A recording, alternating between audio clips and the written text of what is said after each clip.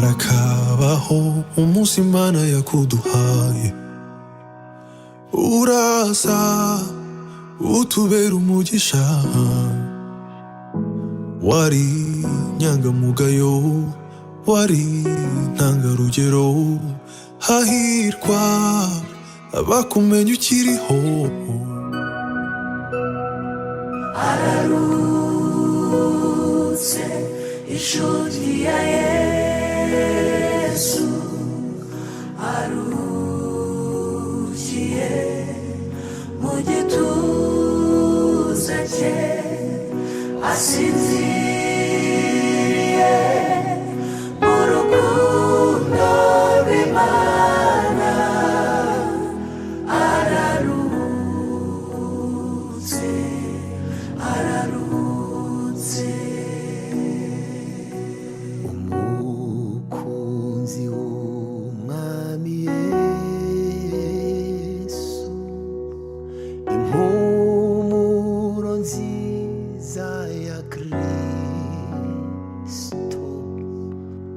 yamenyesheje abantu ibyo gukiranuka, asoje umurimo we, araruhutse. Amaso yacu yaramubonye, amatwi yacu aramwumva, yahinduriye benshi ku gukiranuka, asoje urugendo arataha. Umugeni wa Kristo ararutse, inshuti ya Yesu, kunzi w'Imana, arukiye mu gituza, soje umurimo we, asinziriye mu rukundo rw'Imana. Ararutse, ararutse. Ubuzima bwe n'ubutumwa n'igihamya cy'uko yabanye n'Imana, n'urwandiko rwiza yatwandikiye tuzahora dusoma. Ararutse. Ubuzima bwe n'ubutumwa. Haleluya. Wacu ni mu ijuru, ni muhumure, ni mukomere. Abari mu kudusiga, buri muntu ni mu mwanya we, ni mu mwanya we. Uko umuntu azavuka wenyine, niko kandi azasubira gupfa wenyine. Uko waje niko uzasubirayo. Twese tuvuze ngo tuvuga amatariki twavutseho, ntawo ni bakeya bohuza amatariki. Hari uzuvuka mu gitondo, undi akavuka ku manywa, undi akavuka nijoro, undi akavuka muri uku kwezi, undi akavuka iriya. Nuko niko bimeze, no gupfa niko bizimeze. Nimugoroba umwe arapfa mu gitondo, ubundi agapfa n'ejo bundi. Buri muntu wenyine ku giti cye. Kuko Bibiliya avuga ngo ubugingo bukora icyaha nibwo buzapfa, ariko bukora ibyo gukiranuka nibwo buzabona ijuru. Yenda ikora ibyo gukiranuka, ijuru tuzaritaha. Ni muhumure, ni mukomere babyeyi. Icyangombwa gusa ni ukuba umukristo. Nicyo gihe tuzashira amarira n'urupfu, tukarwicara hejuru twongere gupfa. Yesu nadufashe, naduha umugisha. Amen.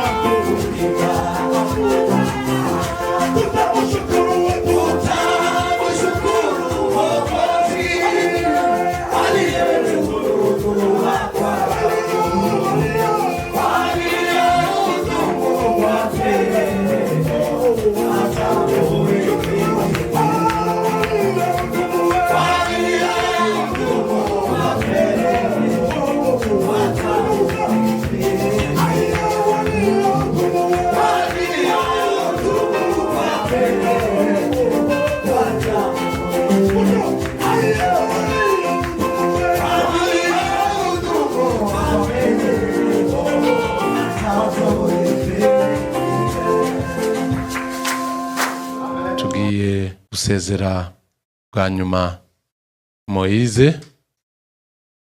Turaza guhera hariya inyuma muri ruhande, noneho tuzaza duca ahangaha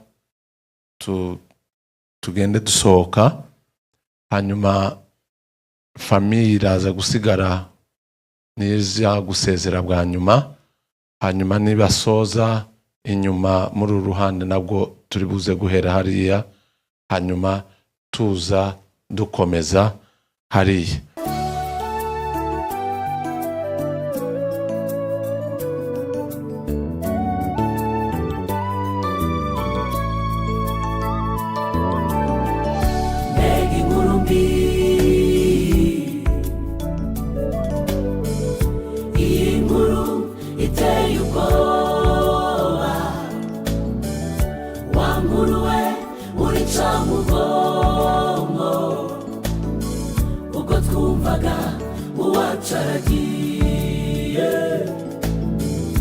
Amarira menshi, umubabaro, intimba n'agahinda dusigaranye, abakuru n'abatoya turababaye cyane. Mbega inkuru mbi, iyi nkuru iteye ubwoba, wa nkuru we urica umugongo, ubwo twumvaga uwacu aragiye. Amarira menshi, umubabaro, intimba n'agahinda dusigaranye, abakuru n'abatoya turababaye cyane.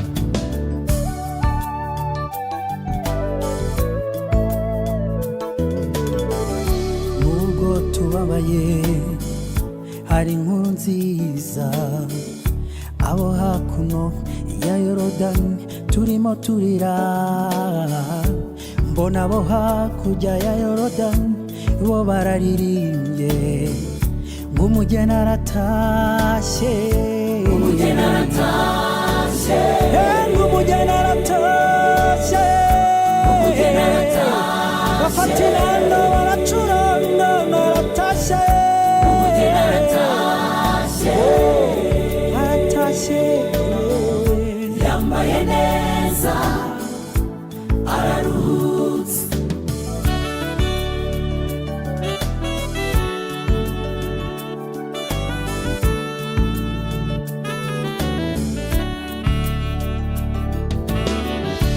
Warateguwe bihagije, uradusezera ntitwabimenya, none birangiye wambutse.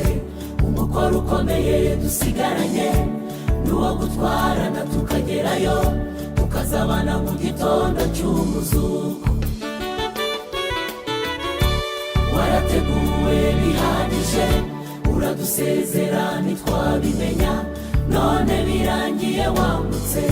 Umukoro ukomeye dusigaranye n'uwo gutwarana tukagerayo, tukazabana mu gitondo cy'umuzuko. umugeni aratashye, umugeni aratashye, umugeni aratashye, umugeni aratashye, ntabwo azongera kubabara, umugeni aratashye, agiye neza aratashye we, umugeni aratashye, hasingiriye ikamba ry'ubugingo, umugeni aratashye, aratsinze aranesheje, umugeni aratashye, intwari y'Imana iratashye, umugeni aratashye, abasigaye bukomeye aratashye, umugeni aratashye, natwe abasigaye twitegure, umugeni aratashye,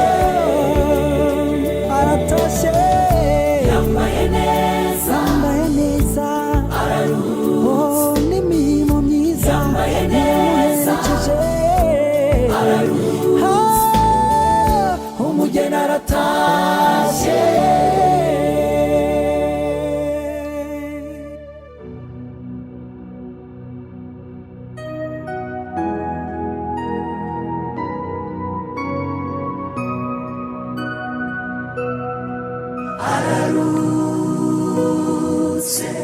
inshuti ya Yesu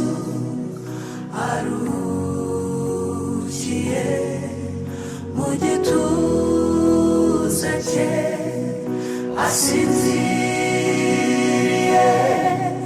mu rukundo rw'Imana ararutse ararutse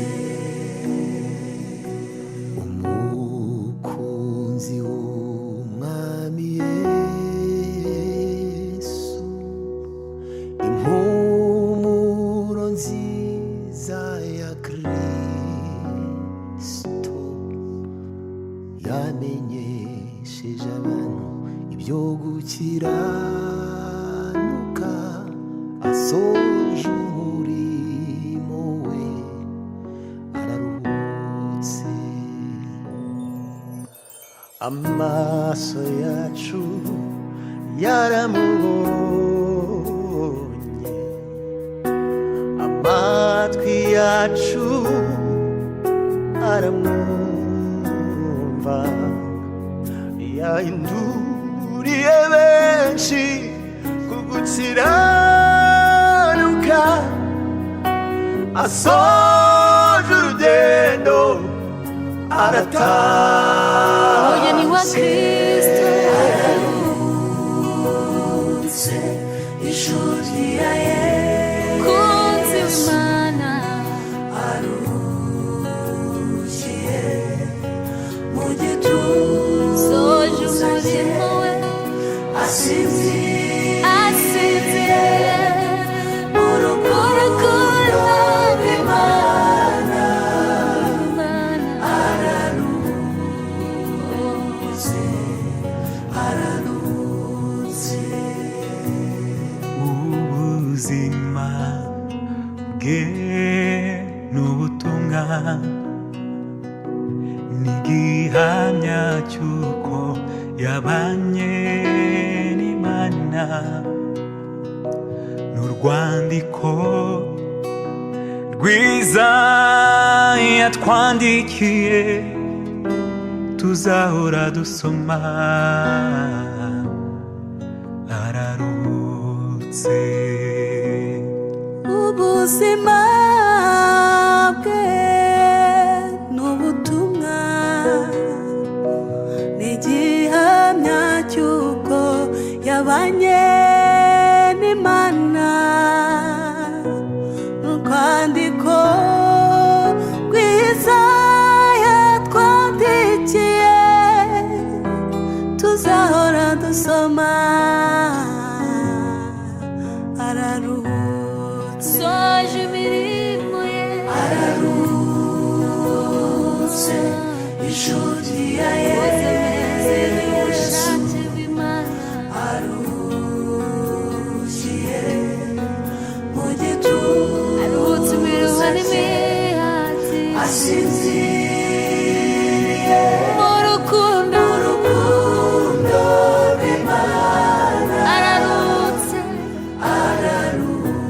ararutse ararutse nubwo amarira atemba ku maso yacu imitima yacu irimbana n'ijuru kubw'ihumure duhabwa na Kristo ko n'urupfu rutadutanya nawe humurizwa na Kristo duhabwa na Kristo ntacyadutanya nawe ntacyo rutadutanya nawe zahumurizwa na Yesu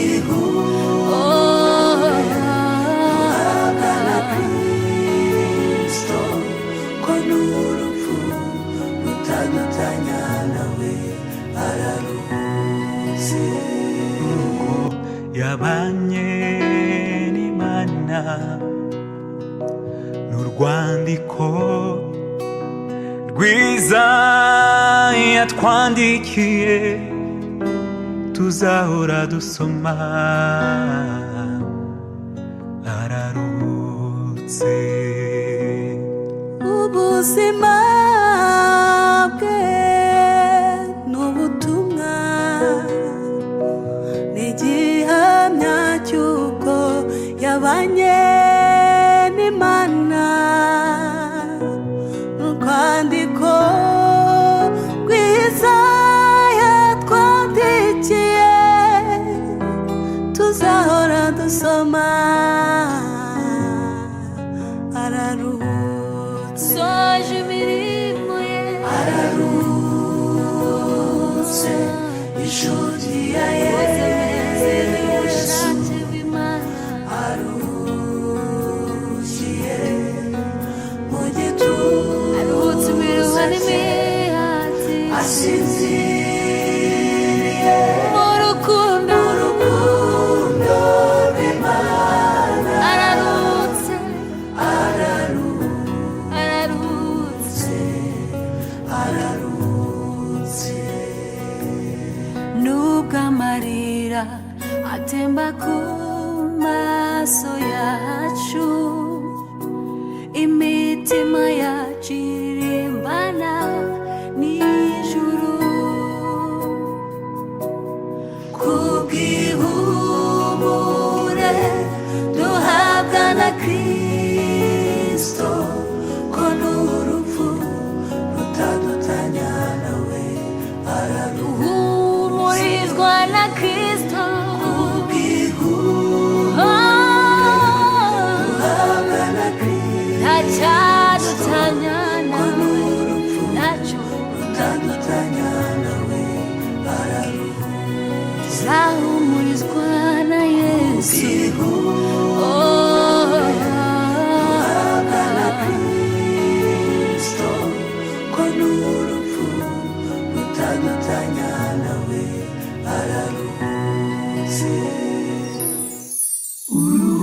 uruhukire mu mahoro Imana izadushoboze kukubona uruhukire mu mahoro Imana izadushoboze kukubona n'agahinda ndetse n'umubabaro ukomeye tugize nk'abanyamuryango wari inshuti ikomeye inshuti z'urugwiro n'ukuri tuzagukumbura ese wari uzi oya imyaka yari ibaye myinshi n'ukuri nzagukumbura ese abantu baz'urugwiro wagiraga mu bantu n'ukuri tuzagukumbura inshuti aho zari hose ese zizi urukundo wagiraga n'ukuri tuzagukumbura murakaze mwese hano kuri uyu musozi uririmbi twaje gusezerwa umurambo cyangwa se murire mwene data mwese murakaze ubavuga kandi ngo mpore umuryango w'ubufiya wasizwe mu wihangane twese niyo nzira yatubanjirije nawe ahari tutuzi bari mu ndimane cyangwa bari gari ariko twese niyo nzira rero mwihangane ababyeyi basizwe n'umwana wabo Imana yaremye isi n'ijuru n'inyanja urema umwana muntu mu shusho yawe mwa twabigushimye kuko wakoze ibyo ngibyo kandi tugushimye kuko ari wewe data wa twese uri mu ijuru rero muri uyu mwanya ni we Mana nyiribihe wowe uzugena ubuzima bw'umwana w'umuntu ukamenya igihe cyazabaho n'igihe kandi azasarurwa rero kuba twakuwe umwana wacu uyu munsi wa none tukaba tuje kumusezera turasaba mu Uwiteka mwami Imana data ukomeze uhumurize abantu bose abamama n'abapapa bose ababyeyi n'abasore bose mbese mu rwego rw'umuntu wese mwami Imana uhumurize imitima yikanze kandi uhumurize n'imitima ibabaye wango data wera uyihaze mu ibyishimo kuko tuzi neza kuko umunsi umwe tuzongera kandi tukabonana abadusize bose ngahe rero komeza ubane natwe muri byose nizi za gahunda zose tuzishize amaboko yawe wango ari we mwami Imana uziyobora mu izina ryawe tusabye Kristo wera amen. Haleluya. Hano turafite umwanya mutoya kuko dufite ikindi cyiciro hariya kijanye n'umuryango hano tujya gutinda bavuga amateka nyakwigendera abantu bashima ariko turafite umwanya mutoya cyane. Rero iri ni sanduka hano niho tujya gushiraho amashurwe hanyuma yaho imvura ihariye tibi gucanga baje kuza nyuma. Rero murakandi mu ijambo ry'Imana kadusana mu gitabo cy'umubwiriza ibice ni 10:10 kandi natashema umubwiriza ibice 10:10 no twasomye kandi kare 10 yego avuga ngo kwisi nongeye kubona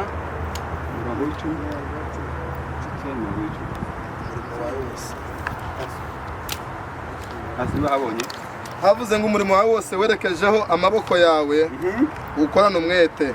Umurimo wawe wose werekeje amaboko yawe ugiye tuwukorana umwete werekeje amaboko yawe kuko ikuzimu aho tujya nta mirimo nta n'imigambi itonde tujanye.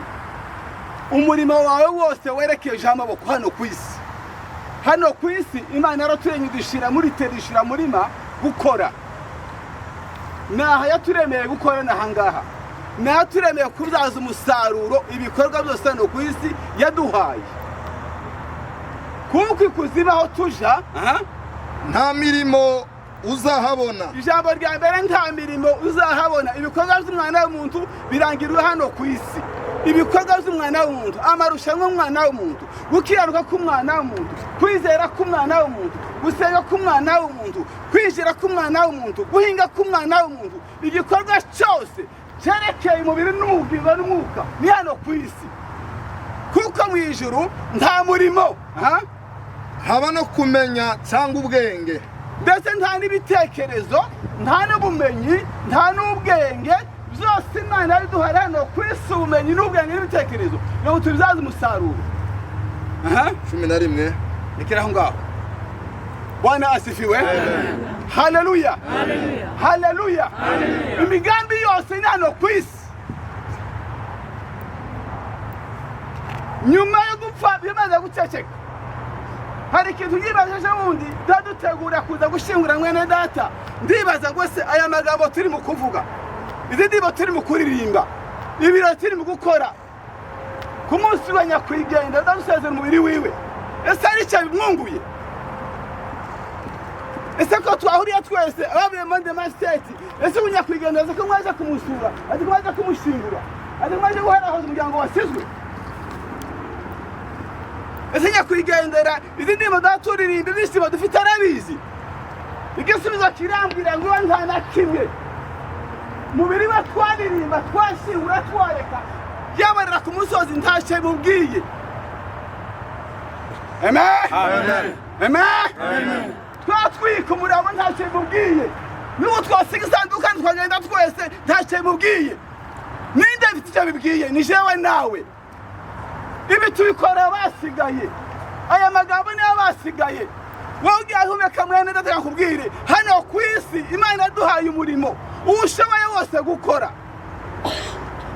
umwete uvuye inyuma ukorana imbaraga kuko ikuzimu nta murimo nta bitekerezo nta bumenyi nta n'ubwenge. Bwana asifiwe. Bwana asifiwe.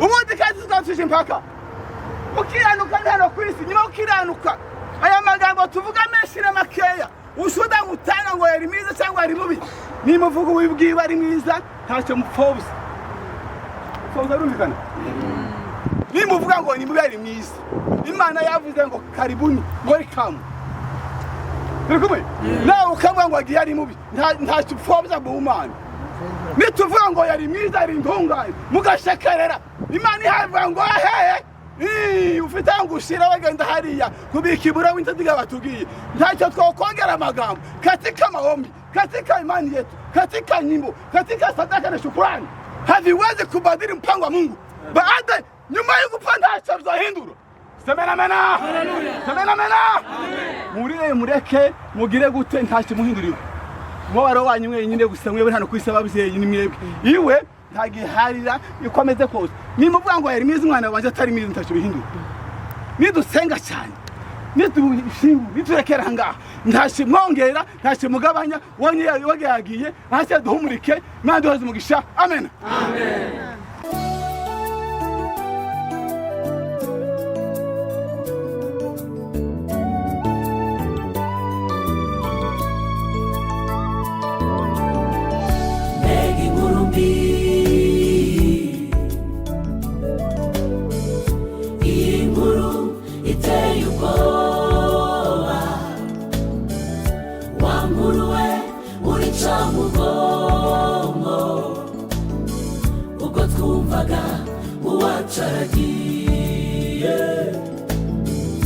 Amarira menshi umubabaro intimba n'agahinda dusigaranye abakuru n'abatoya turababaye cyane mbega inkuru mbi iyi nkuru iteye ubwoba wa nkuru we urica mugongo ubwo twumvaga uwacu aragiye amarira menshi umubabaro intimba n'agahinda dusigaranye abakuru n'abatoya turababaye cyane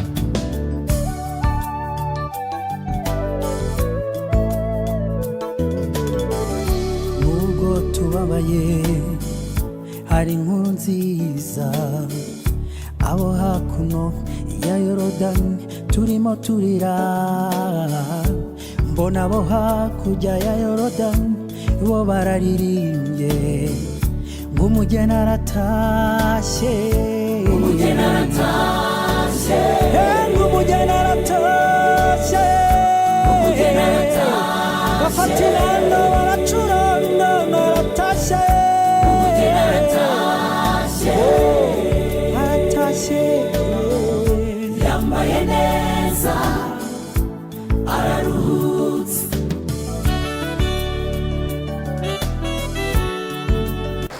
Mana turagushimiye turashima ubwiza bwawe buhora witeka ryose uririmbyi yavuze ngo urakiranuka muri byose biri ijambo ry'Imana ritubwira kuko icyaremwe cyose kigira igihe cyo kubaho muri iyi si turagushima ko wabanye natwe muri gahunda zose dukomeje guhamagara ubwiza bwawe Mana ukomeze umurikira imitima icuza umwijima ijambo ryawe riravuga ngo naho nanyura mu gikombe cy'igicucu cy'urupfu ntabwo nzatinya ikibi cyose kuko ndi kumwe nawe Mana wowe wenyine humure ry'abizera bose komeza ubane natwe Mana mu izina rya Yesu Kristo wera w'Imana komeza uhumurize imitima yose yikanze mu izina rya Yesu urakoze Mana ukomeza ubane natwe muri gahunda zose zisigaye mu izina rya Yesu twizeye ko kuri Imana igira neza amen agiye neza aratashye we hasingiriye ikamba ry'ubugingo aratsinze aranesheje intwari y'Imana iratashye abasigaye bukome aratashye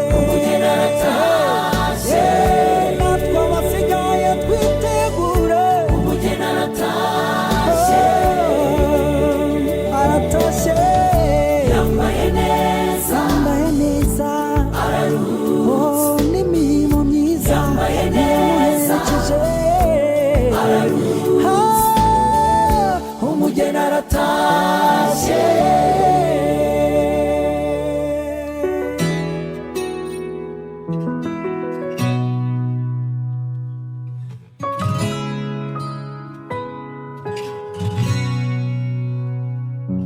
harakabaho umunsi Imana yakuduhaye, uraza utubera umugisha. Wari inyangamugayo, wari intangarugero, hahirwa abakumenya ukiriho. Wari uw'agaciro kuri twese, nzagukumbura. Wampaye ibyishimo kenshi, nzagukumbura. Nawe ugiye uzagubwa neza, nzagukumbura.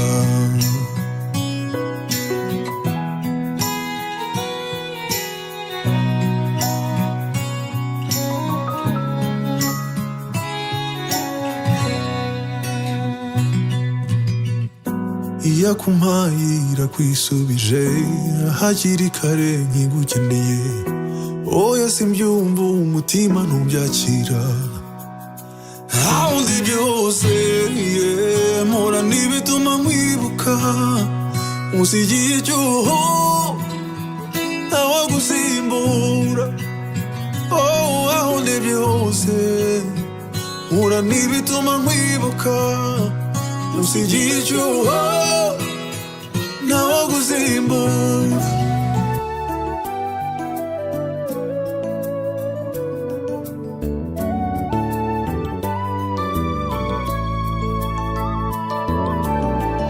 mbega inkuru mbi, iyi nkuru iteye ubwoba. Wa nkuru we urica mu bwonko, ubwo twumvaga uwacu aragiye. Amarira menshi, umubabaro, intimba n'agahinda dusigaranye. Abakuru n'abatoya turababaye cyane. Mbega inkuru mbi, iyi nkuru iteye ubwoba. Wa nkuru we urica mu bwonko, ubwo twumvaga uwacu aragiye. Amarira menshi, umubabaro, intimba n'agahinda dusigaranye.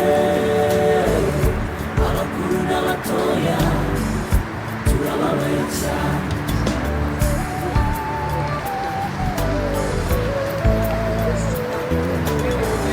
Nubwo tubabaye hari inkuru nziza.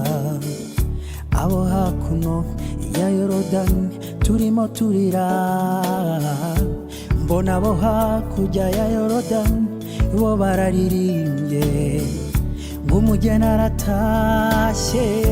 Umugeni aratashye, ngo umugeni aratashye.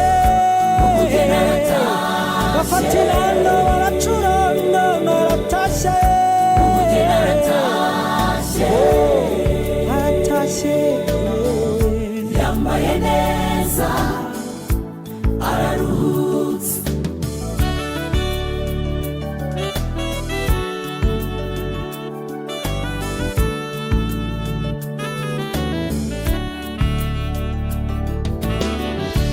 Warateguwe bihagije, uradusezera ntitwabimenya. None birangiye wambutse, umukoro ukomeye dusigaranye n'uwo gutwarana tukagerayo, tukazabana mu gitondo cy'umuzuko. warateguwe bihagije uradusezera ntitwabimenya none birangiye wambutse umukoro ukomeye dusigaranye n'uwo gutwarana tukagerayo tukazabana mu gitondo cy'ubuzuko umugeni aratashe umugeni aratashe umugeni aratashe umugeni aratashe ntabwo azongera kubabara umugeni aratashe agiye neza aratashe we umugeni aratashe hasingiriye ikamba ry'ubugingo umugeni aratashe aratsinze aranesheje umugeni aratashe intwari y'Imana iratashe umugeni aratashe abasigaye bukome aratashe umugeni aratashe natwe abasigaye twitegure umugeni aratashe aratashe yambaye neza yambaye neza araruhutse n'imirimo myiza yambaye neza araruhutse umugeni aratashe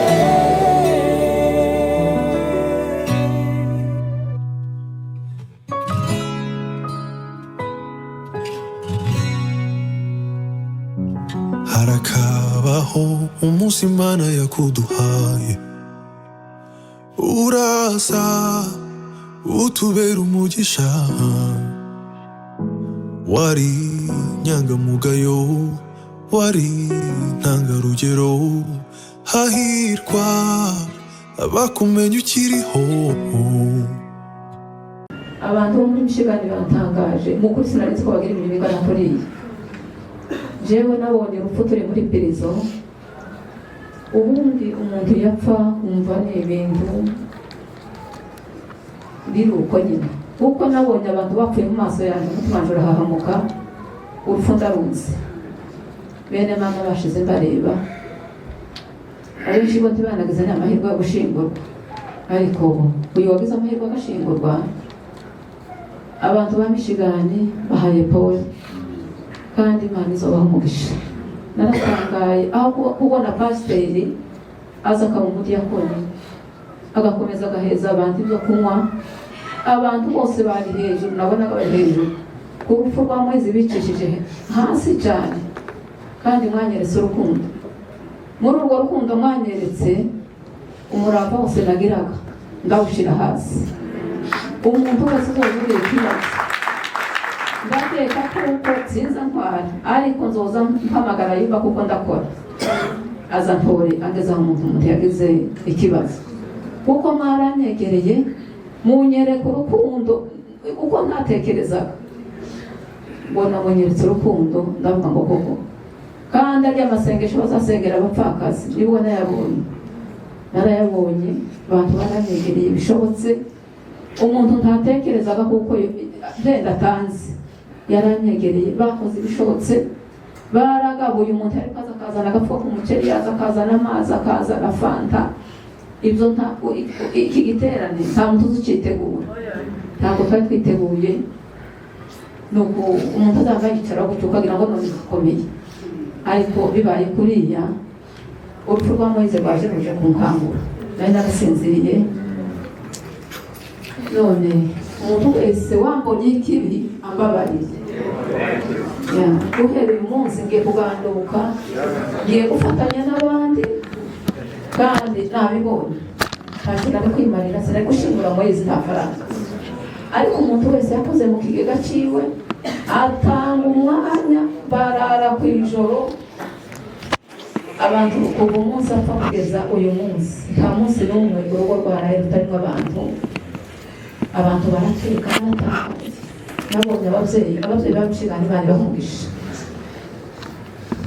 Imana ibahumugisha hasigaye Moise n'umuryango wa Mfizi nawe ndawushimira umuryango wa Mfizi baranyegereye unyereka urukundo uko ntatekerezaga baranyegereye biteye ubwoba ndavuga ati burya umuryango ni ikintu gikomeye nabo Imana ibahumugisha ikindi kintu nsabye ni umuryango wa Kiyobo, Imana ibaho umugisha.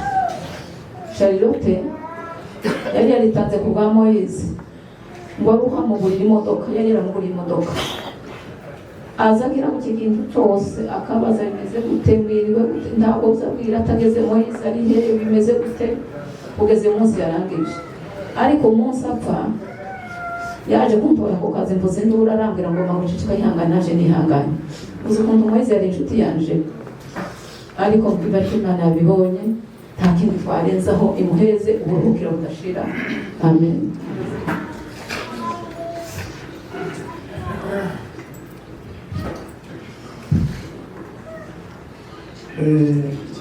Njyewe nta magambo menshi mvuga,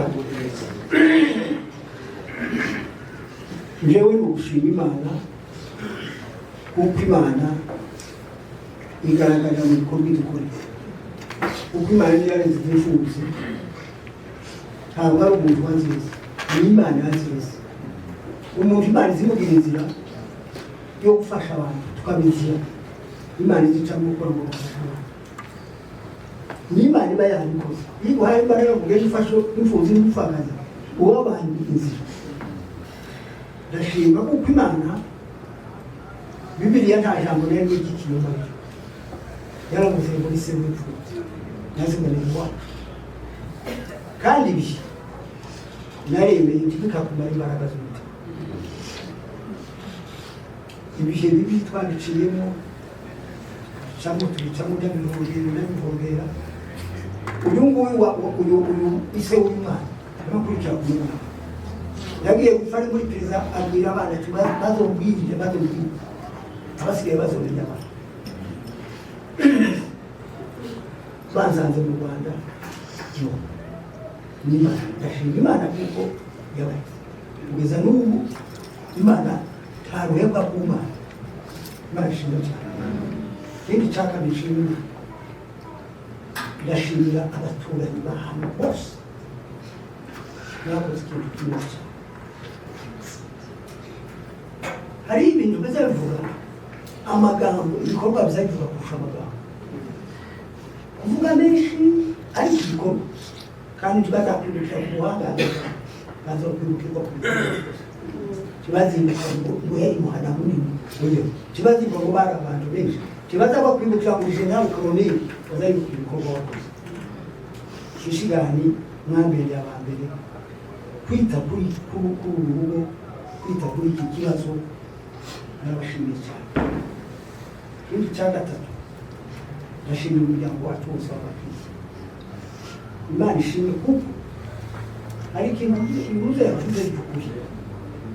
Umwanditsi yaravuze ngo isi ni ishuri, umwarimu akabura ubuzima. Umwarimu w'ubuzima bazatanga ikizamini atarigisha, muri umuhanga w'umusesengura w'ubuzima. Nicyo bituma kandi ubanze kumva ariko ntazaga kubona isi igiye bitwigisha. Hari ijambo rimwe rikomeza ntekeza muri Bibiliya, sinzona ndaryo ngo ni byiza bituvugaho n'ibigeragezo, ni byiza gupfusha, ariko iryo jambo ryo muri Yesu uko Bibiliya ivuga, nubwo bazisesengura ni byiza, nupfusha ni byiza, nurwara ni byiza, ngo ni byiza, ngo ni mu rwego rw'ibigeragezo bitandukanye. Nasanze ari ikintu kwemeza kuko kigutera kwihangana kandi kakugira umugabo mu bibazo. Ndashimiye kuko Imana tuyabonye. Icyambabaje kimwe gusa nuko yifaye akaganda akabwira abasore, rero icyo natekeye mirereho Imana isanzwe mu mirere hakaroze, mirere yo ku isi ni ukuza, kubaho ku isi igihe cyose ni ukuza. Sogokuruza yari arahari, kwifana baza bavuga kuvuga ngo arapfuye adasize, yakeka kugira ngo arane ubwo icyo cyo cyashoboje iyasiga. Nicyo gituma ngo kwambura abasore kugira ngo mubeho satuma tubabone, ugeze igihe cyo kubaka Imana imuheze imbuto zose imbuto. Abashimiye wese Imana ibaho umugisha. Amen.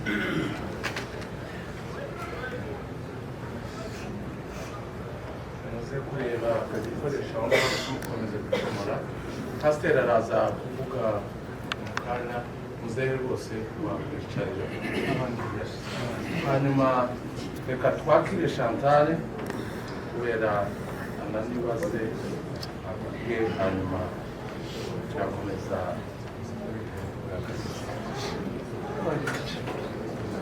ariko ntushobora kwicara nkare navuga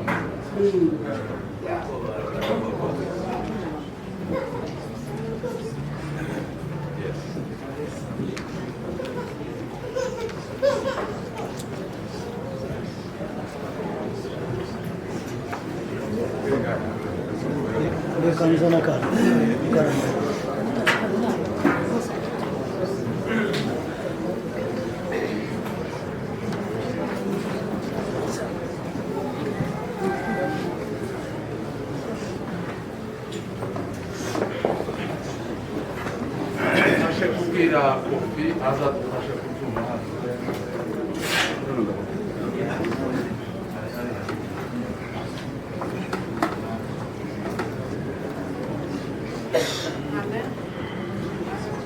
Shimira Imana kuba twabonetse ku munsi w'umunsi umunsi ugoranye cyane, ni umunsi uteye agahinda ko kwihangana n'umunsi w'imigongo kuko niwo munsi wa nyuma gusezerwa ukavuga kandi kubona kubwira ariko shimira Imana ko twabonetse. Imana igira umuteguro wayo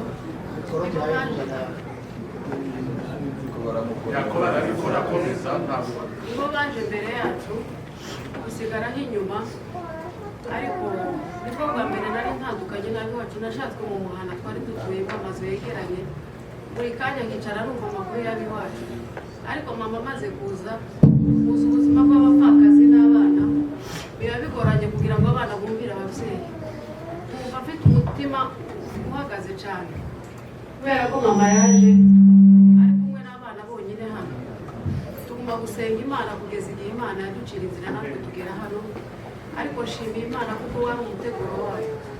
Ahari iyo Moise aza kurangiza umuntu akiririya agahinda kandi kuba kenshi twongeye kandi kumubona. Moise twabanye mu buzima bugoranye cyane, data yasize ari umwana mutoya utangiye gukambakamba, tubana muri gereza arazingana kugeza tuje tugera hariya mu Rwanda.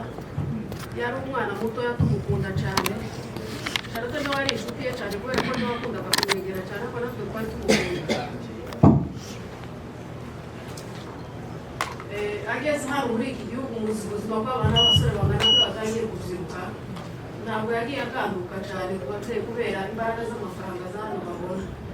Bakampamagara mu rugo buri gihe ngo Moise byagenze gutya bwagenze gutya, ubu mfite umutwaro cyane. Nagira ngo umunsi wo kuwa gatatu wo kuzamuka mbere y'uko nterera umusozi nabanzaga gusengera Moise nkabwira Imana tuzarebe Moise n'abandi basaza baje bahana barumuna baje, ariko cyane nkumva ari guteye ikibazo, kareba imyaka ariko rwose ntabwo yumva.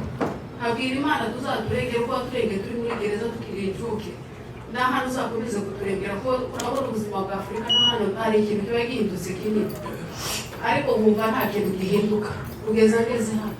Ariko mu gusenga nsubira inyuma gato, Imana burya ni umukozi w'umuhanga kandi ntawamenya imigambi y'Imana. Imana irakomeye kandi iteye ubwoba. Nahoraga nsengera abasaza banje cyane nkavuga ati twasigaye tukiri imfubyi, mama araturera arahangayika n'abakiri muto kugeza ubu nyine baramaze kuba abagabo bakuru, tukingega ntibashaka, ariko Imana ikambwira ngo nzabagirira neza, abasaza bawe bazashaka, ariko ntimbwire ko ari uwo izakuramo wakenyuka ngimwe nta kintu asize. Imana ni igitangaza. Ni ukuri ku mukristo no kwihangana, ariko mu buzima busanzwe bw'umubiri turimo biragoye kuzakira kubona ikigero Moise yaragezemo wagiye nta muntu asize ku buryo tuzaza tumwibukiraho. Nicyo kintu cyambabaje.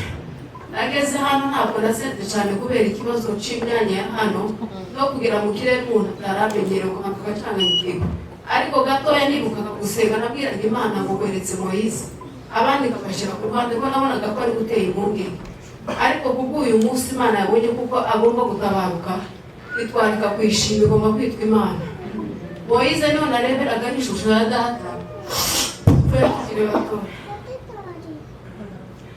kamureba akabwira Imana tuzaturindira umwana tuzamuhagarike tuzamuhagikira ubone n'abashatse ariko Imana niko yabishatse habaye mu mezi yashize kabiri bivuye mu kazi umwana abanzanye umurambo w'amuhagaze imbere y'inzu ahantu parika imodoka nahise niterera hejuru sinabwira n'umugabo n'umuntu nikanze cyane nabo tukaja muri sanja gusenga ndavuga ati si satani ni satani barakinishuza Imana ndabwira ati uri kuki ntambwe nateye kandi wumve ko ubonagaze sengera Moise cyane ibi bintu mbonye ubihagarikira ahangaha numva binteye ubwoba mbona ngo bamuzanye bamutera ngo ibyuma ndasenga umwanya muremure subira kuryama ngo habe mu kwezi ko hirya ndongera ndaryama ngo mbona mpagaze imbere y'inzu y'iwacu mbona ngo hapfuye umuntu ngo abantu bari kwinjira benshi none ndabaza ati se ninde wapfuye barambwira bakanyihorera ntibambwire ngo hapfuye umuntu ntibambwire uwo ari we habe ejo bundi umusibo nyine buca yapfuye niko nabonye famiye iwacu ngo iza hano mu rugo iwanje ngo baje kwanama ndababaza se ko mwaje kwanama ninde wapfuye ko mbona afite abana bose n'umugabo ari hano habaye iki bagaceceka bakambwira ngo hari umuntu wapfuye Imana ni igitangaza kandi Imana nayitinye kandi uyu munsi nakomeje urugendo rwo kuja mu ijuru twari tubwirijwe turi abakristo ariko hari ikintu kinini cyane nongeye kungukamo Imana ntabwo uri gukomeza tukayita Imana kandi tukayizera kugeza natwe tutabarutse ubimperuka yiwe n'uyu munsi yageze ikindi congereho ndashimira abanyarwanda nageze hano usanga mama nyine n'umuntu udatwaza umupfakazi kuriya bari mu tubazo twinshi afite n'ibindi byinshi aba yaraciyemo ugasanga yiguze yadabonye abantu bamwegera gerageza kumubwira tuzaza bitabira ibikorwa by'abandi kuko uyu mubiri twambayemo ushobora gupfa wowe ugapfa cyangwa undi niko ujya umuntu aba yapfushije aba afite agahinda abashaka bamwegera mbona ibintu ntabwo bikunda kandi no kubera kugira ikibazo cyo gutwara imodoka ariko nahoranaga umutima uhagaze buri gihe nkumva iwacu hagomba kuba ikiriyo icyo kintu cyahoraga mu mutima wanjye kavuga se ikiriyo nikiba bizagenda bite ariko mwatweretse urukundo rukomeye Imana yo mu ijuru ibaho umugisha ko ntacyo dufite twabaha nta n'icyo twavuga kirenze iki ngiki usibye kuvuga ngo Imana ibaho umugisha ikindi congeyeho nshimiye urusengero rwacu cyane mama ntiyari afite ahantu asengera yari yaragiye mu mazungu akavuga ati umuzungu n'umuzungu n'umwirabura n'umwirabura umuzungu urapfusha ntiyaza kukureba kuko nabo niko bameze kamubwira tuzaze mu rusengero rwawe arambwira ati zaza kugeza ibi ngibi bibaye ariko Imana yo mu ijuru nizabitura mwarahagurutse si iwanje mu rugo byabereye si umwana wanje n'umusaza wanje ariko muragenda murahaguruka nshimiye na pasiteri ibyo yakoze ni byinshi n'ukuri bariteguye kuva iki kintu caba kugeza uyu munsi Imana yo mu ijuru ibaho umugisha n'ufashe agahinda kanini ku mutima ariko nareba ukuntu mwatwegere nkongera kandi nkumva ndakomeye kavuga ati turi mu bantu bari mu rugendo rwo kuja mu ijuru ikindi congeyeho nshimiye umuryango wa Mfizi muri rusange watugiriye neza kuko nari ntangije mbere ari ibiriye biza bitambuka mama ntabimenye ntibamuhe n'abakuru n'abana n'abakomeza bakagendera mu birere ntibazi kumubwira amakuru uko bimeze bimwe bikamucaho yarashaka no kugenda cyangwa no gutanga akabura uko abigenza ariko Imana yo mu ijuru ibaho umugisha ku byo mwakoze niyo izabagororera ikindi congeye nshimye umuryango wa data kuko watwegereye ukaza urabona muri iki gihugu ni ahantu hagoranye kugira n'imirimo gusaba impusha no kudrivinga mu mihanda iresha kuriya ariko Imana yo mu ijuru ibaho umugisha kuko mwatubaye hafi mwaje gufatikanya natwe mu kababaro Imana yo mu ijuru kandi yongereho umugisha umugabo wanje aranyegereye akomeza kumpumuriza abana natwe kuva wa munsi ikiriyo kiba kugeza n'uyu munota Imana ibaho umugisha ikindi congeyeho nshimiye ba data wacu Imana ibaho umugisha numvishije mbabaye Moise akimara gucikana ariko numva ijwi rya papa mudogo n'uyu wundi numva ndanezerewe ndavuga ati aba bari mu cyimbo cya data nubwo bimeze gutyo ariko nta kundi reka tubyakire dufite abandi ba data basigaye kandi Imana yarakoze ko yaratuzanye twese muri kino gihugu ahari iyo biza kuba gutyo nta data wacu uri hano byari kutugora cyane n'ubwo imiryango rusange bari kutwegereza ariko utari kumwe na ba so byari kuba ari ikibazo gikomeye none twavuga ibintu byinshi ariko reka turekere aho ngaho wagiye yagiye Imana yo mu ijuru ibaho umugisha n'abadutije urusengero n'abo mu muhana muri rusange murakoze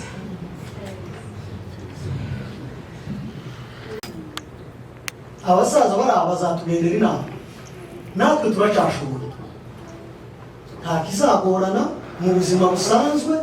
Umuntu niwe ubuze ariko amaboko ye arahari. Turahari mu by'ukuri, ukomere wihangane, turi abagabo, ntaco uzabura mu rugo kandi icyo uzabura uzatubwire, turahari. Ntukagire ubwitabwe ngo abakwe, turabana kimwe n'abandi. Uko ufata muri, uko ufata muri, uko ufata ngabo, uko ufata abakobwa, ariko uzadufata. Turabana bo keneye kuregwa, turabana bumva, turacashoboye gukora, mu by'ukuri nta kizatunanira. Humure, ukomere, turi abagabo, tuzafatikanya mu bibazo byose bizaba bihari, nta kizatunanira. Ikindi ndashimira umuhanda. Uyu muhanda ni uwa mbere. Ngiye kuva ahantu nabaye, sinaba ahandi hano muri Amerika na Haiti. Ariko mu by'ukuri uyu muhanda ibintu uzikora. Uburyo madamu yarabivuze. Nta nico gwishakira mu kwa mukecuru bakora gake mu muhanda murabizi. Ariko ibintu mwakoze bigomba kubabera n'isomo. Nimba mwakora rimwe muza mwikuba mukore kabiri gatatu. Mwitabira ibikorwa by'abandi, mwitabira amakwe, mwitabira ibiriyo, ibintu byose, imisanzu yose muhana, mugende iki kintu kibabera isomo. Muza mugikora mu buryo bwiza kumwe n'abandi bose bakora. Mu by'ukuri shimira umuhana wakoze ibintu ntarabona. Hariya kwa mukecuru nta n'umunsi n'umwe hiriwe hatari abantu, kandi murabona icumweru cyose cyari gishize. Barahirwaga nahavaga wanyu bamwe nk'abasiga ariho bari. Mwatanze umwanya wanyu, mutanga amafaranga yanyu, muradusengera, muraduhumuriza, mudufata mu mugongo mu buryo bwose bushoboka.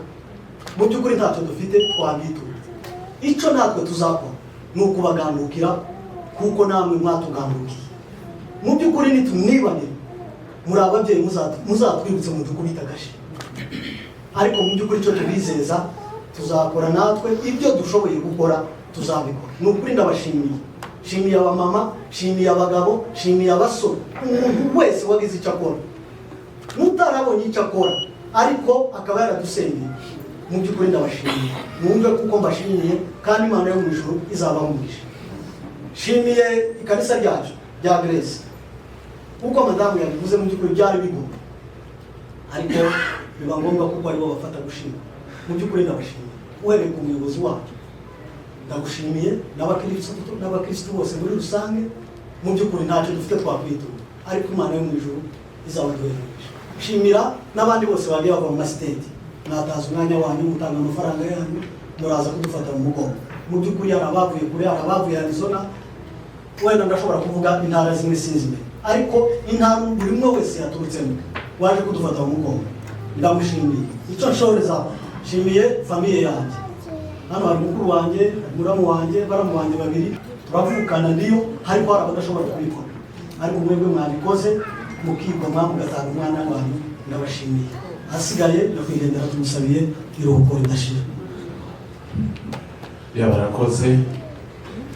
Reka twakire Charlotte, nawe uza wicaza murwayi avuga, ariko abandi ndatekereza ko uvuga minota mikeya rwose.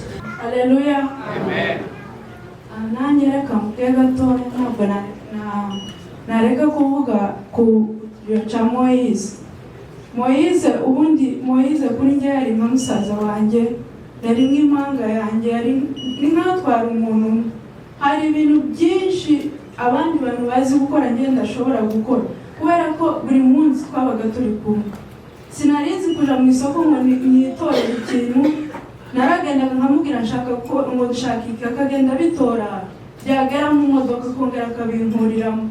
Akenshi twakoraga n'ahantu hamwe, akagenda agakora, areba ukuntu akazi kananiye, akabanza agata akazi kiwe, akaza akamfasha akambwira ngo ariko wavutse ushitse, nigute unanirwa gukora nk'abandi.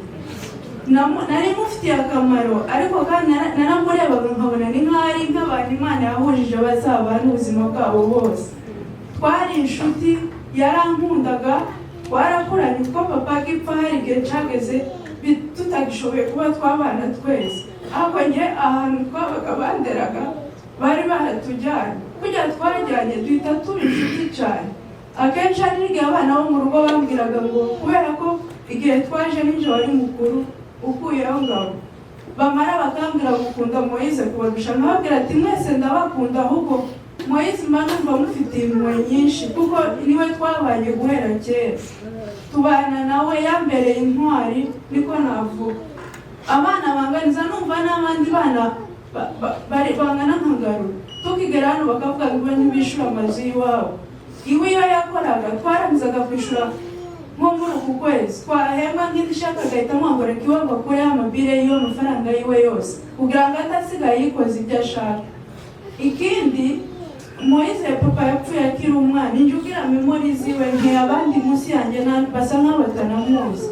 Njye natangajwe n'ejo ubundi ngo yambwira ngo nibwo yamenya ko abantu bapfa, ndeba ukuntu ubuzima bwanje bwose nawubayemo mu gahita gateye ubwoba kubera kumubura, ariko arambwira ngo nta nubwo yari azi ko abantu bapfa, ni ukuvuga ngo ni njyewe ufite memori ziwe. Ariko yakundaga abantu, mu bana bose bangana nta mwana atazagera iwabo. Kubera iyo mpamvu nabashije kugenda mubuza, ariko bigeze ndavuga ati niko ateye ntabwo ushobora kumuhindura. Yakundaga abantu biteye ubwoba. Ikindi yakundaga ubuzima, nakundaga kumubwira ese wowe ni gute utabika amafaranga, akambwira ngo wowe ngukunda guhora utekereza ko ubwire ngo cejo, kandi hari n'igico gihora utegereje kizagusanga utakibaho. Yiguriraga imyenda myiza, ubundi yahoraga shoppingira muri mall, akavuga ati ubundi ugomba kwishyura amabiri by'ejo ntiwamenya. Ikindi kintu niwo muntu navuga nabonye udatinya urupfu. Iwe yarambwiraga ngo ubundi gupfa ngo ni ukuruhuka, niko yambwiraga.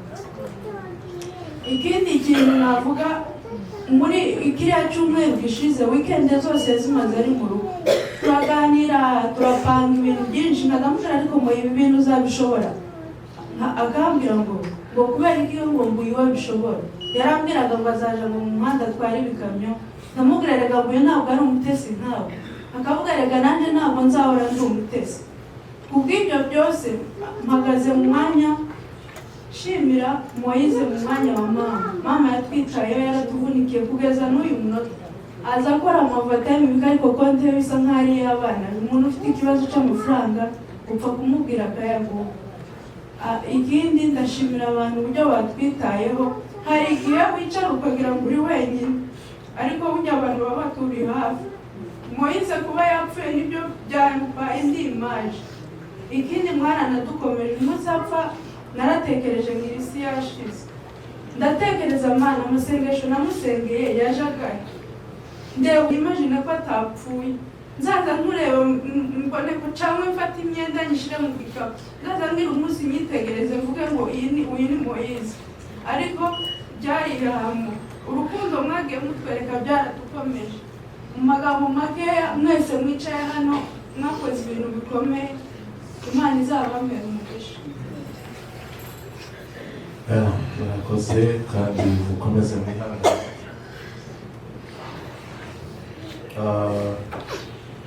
Ikindi kuri uyu muryango, umunsi yitaba Imana yarimo yambuka umuhanda agana mu rugo iwiwe yaratuye. Mwihangane rwose. Reka nsabe nguyu tambuke rwose, mugerageze guhagarara hejuru ngo twake mikoro, ntacyo bivuze, ariko mwibuke ko dufite iminota mikeya hano kugira ngo dutange urusengero baze kurukorera. Haleluya. Ndashima Imana yadufashije muri uyu muhanda n'ababaye mu rugo guhera igihe Moise aruhuka. Yaruhutse ntari hano, narageze amasanga abantu buzuye mu rugo, nkuko bashiki banjye babivuze, mu rugo tutura abantu tutita ku bintu. Narumvise ngo Moise arapfuye, ndavuga ibi bintu ntabwo bibaho. Moise arapfuye, nabyemera ko ngiye kumureba. Naje ndi gutwara nkabanza ngaparika, imbaraga zikanshira, ngafata telefone ngapositinga.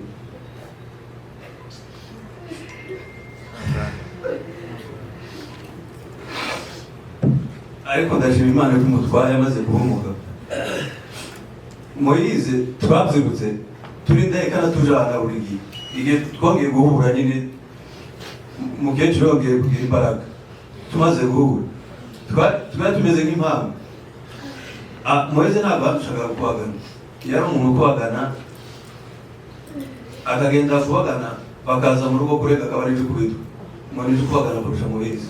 Ariko uko tugenda dukura umwe agafata imico y'undi agafata iyindi, ntabwo twatangiye gutandukana na Moise twarahuraga nkambwira ati uzugabanya ubutesi, tumaze kuba abagabo, umukecuru ari gukecuru, gabanya ubutesi reka ibyo urimo, akambwira ngo agiye guhinduka. Nta n'amezi amaze yanavuye muri Arizona, nahise ntaha ndamuganiriza, arambwira ngo agiye kuba umugabo, agiye guhinduka. None rebe Imana imutwaye amaze kuba umugabo. Ndashima abanyamuhana bahangaha babonetse ahangaha, babaye mu rugo ku munsi wa mbere kugeza uyu munsi wa nyuma wa Moise. Hano hantu hari abantu b'abazungu bazabahakodesha kandi iyi gahunda ntayo bazi. Ibo umuntu utanonuka barabariya kandi muzi uko tuba tungana, dukeneye gutanga urusengero tugatanga na parking. Muraza kubyihanganira. Reka nsabe Ngarura aze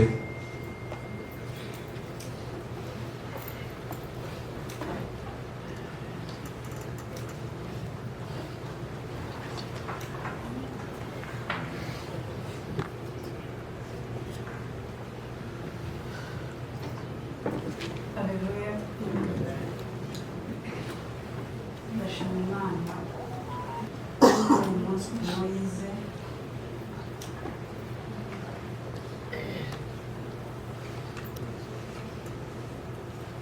hari mucyo wanjye wari utwite akajya akomeza kumbwira ngo mutegereza byare, nkavuga nzagutegereza ko umutima uranze wati ndagiye iwacu ndumva ashaka kuruhuka. Murabizi iyo umuntu abyaye hari igihe aba afite ibitotsi, ntabwo duturanye no kwa mabukwe, nubwo uwujyana umwana ntabwo wamujyana buri munsi bifite ibitotsi. Ariko umutima uranga neza ndabati nditaje, ndamubwira ati nzaza kureba umwana, wihangana ntabwo naba nkigutegereje. Ibyumweru 2 nari maze hano, Moise yari yambwiye ngo araje arebe umwana, apfuye atarebye umwana wanjye.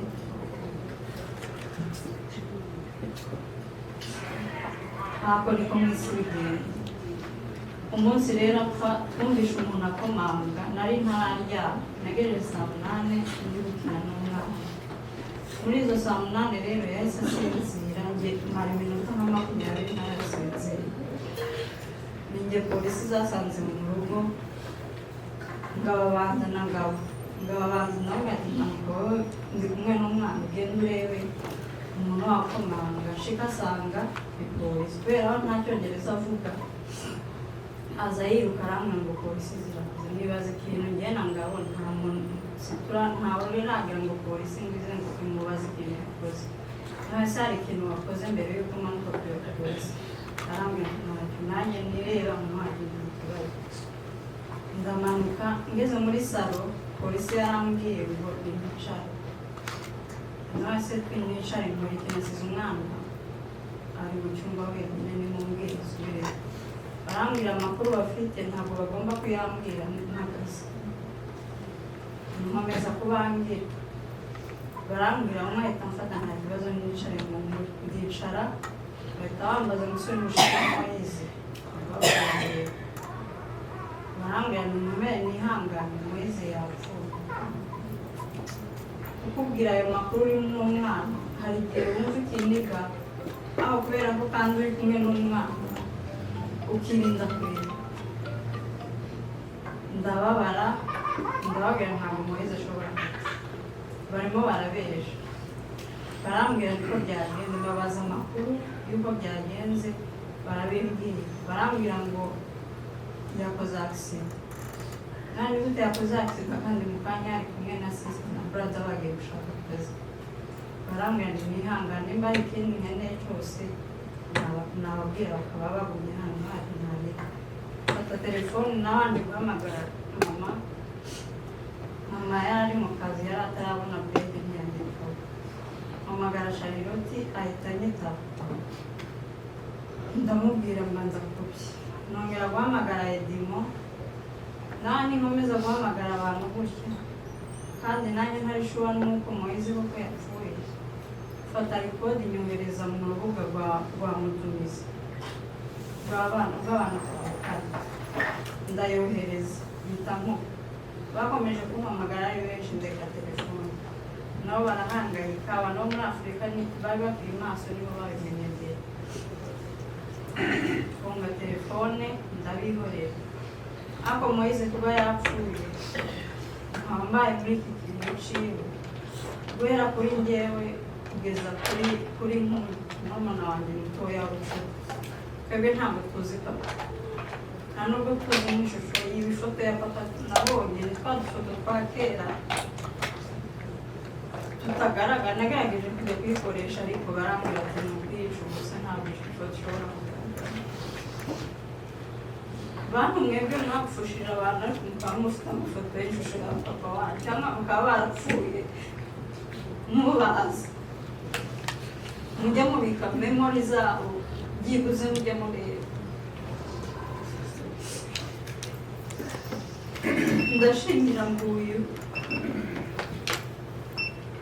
twakoranye turi batatu ntabwo twitana akuru bombi bakuze n'impanga bakiri batoya barababwira ngo ni impanga ntabwo bemera ko nari mukuru wihangane byinshi mu mwanya mvuga mbuye n'umuntu w'umugabo nageze muri iki gihugu mbuye akanguka nkura menya abazi uko ari we mukuru kuri njyewe ikintu cyose nkeneye bakakira na Moise yarakoraga ariko njye bakanguka nkura mu bibanze n'iyi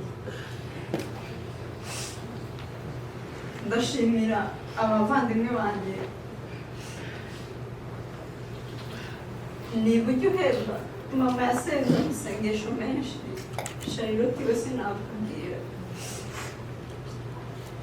bahoraga bampamagara bakambwira ngo bimeze gutya na gutya nka wansi umuntu uko agenda akora ajya agenda ahinduka ndashimira mama wanjye mama wakoze ishoboye cyose imbaraga zawe arazitanze wabaye mu cyimbo cya papa nta mukobwa wawe wigeze akenera fonde nta mukobwa wawe wigeze akenera amavuta yo kwisiga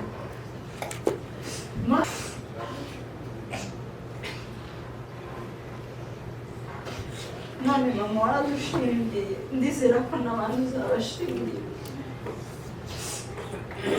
aho kiyoguma atari twebwe turahari ikintu cyose kizasaba nta kintu cyonsaba ngo ndeke kugikora mu gihe gihari ndashimira papa mudogo ndahari papa ni inshuti yanjye hari amagambo Moise yarapfuye ndibaza wanditse ko twahoraga tutazi twebwe papa ibyo ntacyo murabizi by'abana bababwira ngo Kristo yarapfuye nta kibazo ariko iyo mumaze gukora mukumva abandi bahamagara papa nibwo ujya wumva ubabaye ahubwo ndashimira papa mudogo kuva ndi umwana kugeza ubu ngubu nta munsi namuhamagaye ngo papa ambwire aranyitaba papa ni inshuti yanjye nta naho njya mvuga ngo papa yenda ntabwo hari igihe bamaze kubwira so niyo tubwiye ko yapfuye bikongera bikambabaza kugira ngo nongere bisobanure ngo ni papa mudogo ihangane kurya barajya ihangane akantu ushaka gusura hano mwihangane muceceke mwihangane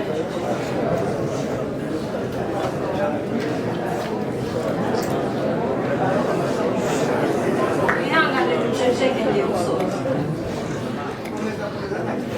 akantu ngira ngo umusore hano nta kiriyo kigeze kiba hano ngo mama reka dutenga amafaranga y'ikiri n'umunsi n'umwe gusa ashobora kubura arayidi ariko nta munsi ibiro bimwe na bimwe yagiye abigeraho. dushobora kunanirwa kukwicaza ariko umuntu wese uri butwara umwanya w'abandi ni ukuvuga abandi ntibari kuko ntabwo turi bwemere ko abazungu ngo baza bahagararira leta. So ugerageze uvuge ibintu by'ingenzi kandi umwanya mutoya. Reka nsabe Nyirasenge aze Miriam aze hano iminota mikeya rwose ho ndaza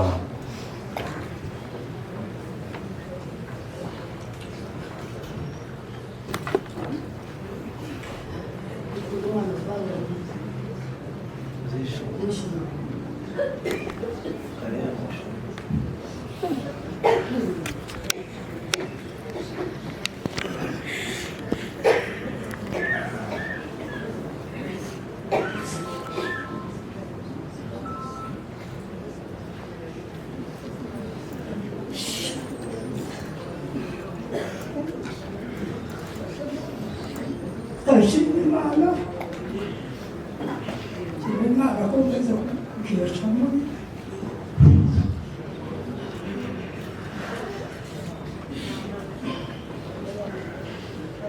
neza abana n'abanyakuru kuragira ubwenge bwinshi bwihishe akamera gasa isabukuru yadukangaga akavuga ko wakoze iki kintu ubwo ntukemere muri ningiro kuza mu muhinzi abantu batura ngo umushahara ntazahindwa biriya bintu birize se mu giti muzi bituba bino mukeneye kamuha amafaranga ndeke kuyaha abagize ubonye ngo umugore uzaza abana ibiryo ukamwizera bukeya arahatera bya bintu by'ibyera ariko ati data ugeze uzuhanura rero sinambana bakunda rero umuntu ufite imbaraga kuriya ntakiruma udafite ibiryo mu rugo abandi bakoraza bitora agatari kigali bakagaburira abana ariko aho basa iryo jambo riva mu mutima rero nibyo bivuze tuvuga ko ararwara muto arasa arambira hari umwana mu rugo umugabo yaratwitaba umuntu asiga 5,000 dukenye abandi baramaze kugenda dusigaye mu nzu turi 3 abandi barashatse atari garohi amaze ayo mafaranga arandika n'abantu shetani yajamo mubizi ati shetani ni uyu mwana wo muri kivu umwana wo kwinjira abandaza amafaranga y'amanyarwanda nawe yarafite umwana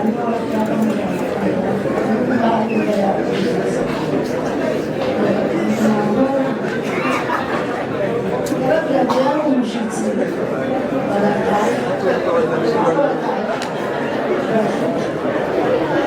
umwana arasakuza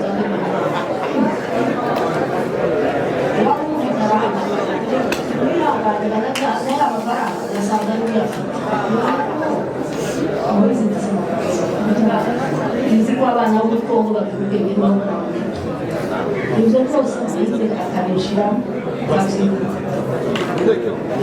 akagenda agishikamo ijana ku ishuri abona inzu nziza ubwo nzayikubakira ashaka ko nzokubakira inzu wambaye kugera hano kakamara niba basenyeza barebe utubona arambwira ati nzokubakira inzu ndavuga ati kigali harahenze ubu ni amagorofa uzayishobora ati nzayishobora icyo navuze nzabikora ariko muri intego ziwe zose arifanya afanya ibintu byinshi kandi sinzongera ngo ndamushimiye da Moizi yakuranye n'abana banje ntibatongane nk'abantu bangana kabona barumvikanye bakaganira bitengo ndajima nguma reka nyisiko n'utuzi kunyapfushije benshi ko ntabaye gutya byagenze gutya n'ukuruba naho umuhamagaro yarambwira ngo umugabo yagiye ise waroza ngo agiye gukubita cyangwa yahubiyeyo kuko igitego mfite n'iki nkakurya ko waguye umuntu reka ndebe biranani icitse ndebe kabisa numva ndabigenza ndemana ariko nyibuka abanyarwanda kuko nabo bahuye n'isi aratubwiye ati uwawahaye afana kuzuke buke ibintu gatarahaye afana mpamvu nacisha intege kandi yaba inshuti yanje ari amaraso yanje mugira mu mutima Moise niyihangane nagende kandi icyo ngeho ndamushimira ko nta mwana wapfuye nene yafanye mutababaza ngo yabanani ariko yarakoze yahetse iwacu muziko twikora ko yahekaga imizigo agacuruza akangabura ndi Kigali wayo bafite umwana nageri wiwe agashamata akagemura tebunya bayindo mu rugo rwe Imana yaramufashije niyo ariko amafaranga yaguhaye warareze ko yakwishyuye Imana ashatse kukwereka ko ari umusore iyo apfa akiri muto bovuze ngo none niza ariko wakoreye abana bawe ndagushimiye uzukora kandi uzakora ntabwo wigeze usabiza waguhaye yaraguhaye ntabwo utagize kandi ishimiye abana ba mama ntabwo batagize babazanye ari bato shimiye abo mu minembwe babareze shimiye base babakamiye shimiye base babakamiye shimiye umuryango w'abadahubwa wose ndetse n'umugore w'abafizi ntabwo mutagize igihe bavuye muri gereza shimiye n'inkotanyi zabakuye muri gereza bagiye kubakuramo abahungu nazo iyo ziri zumva ndazishimiye muzamushimisha abantu bakoze mukamuvuza ndetse bataha turatubaza ndabashimiye none ko Imana n'ubuko bidashira zikora tuvuge tumurambe agende neza yabasaba ifoto turamwibuka ndavuga ndetse udufoto twose two muri kompasiyo twakwamuje muri kompasiyo nayo yigema kubwira everikeje utubike ibirete ya Moise n'udufoto utubike ejo bundi azagaruka mu Rwanda reba icakora aya mafoto kuzuyajana bakavuga ati umwana wakwiya nti uyabike ibyo byose zigambibitse mu ndagaruka bisanzwe none kuri ubwo nta kundi ndabasezeye kandi ubwiye abana baje ngo bahebure Moise niwe kumuherekeza nuko mwihangane tugiye pasiteri nahagarare hano madamu we natambuka aravuga mu mwanya wa nyina wabo narangiza muri famiye pasiteri arasoza ndabasigaranye abantu bakeya ba nyirarume n'ab'umuhana kubera tuze kugera n'ababana cyangwa abasore ndaza kubaheza umwanya ndaza kureba hariya biraterwa n'umwanya baba bari gutwara murakoze reka tubanze madamu Yesu ashimwe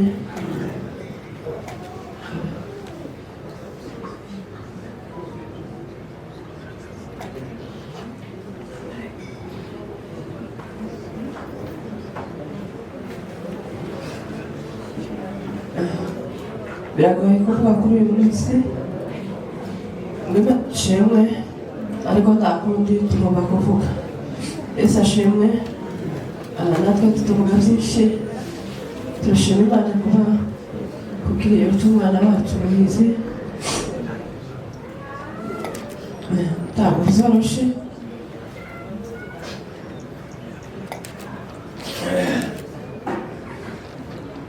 ariko dufite Imana ntabwo tugomba guheranwa n'umubabaro kuko dufite Imana kandi dufite ibyiringiro kuko umunsi umwe tuzamubona Yesu ashimwe ndashima Imana kuko Imana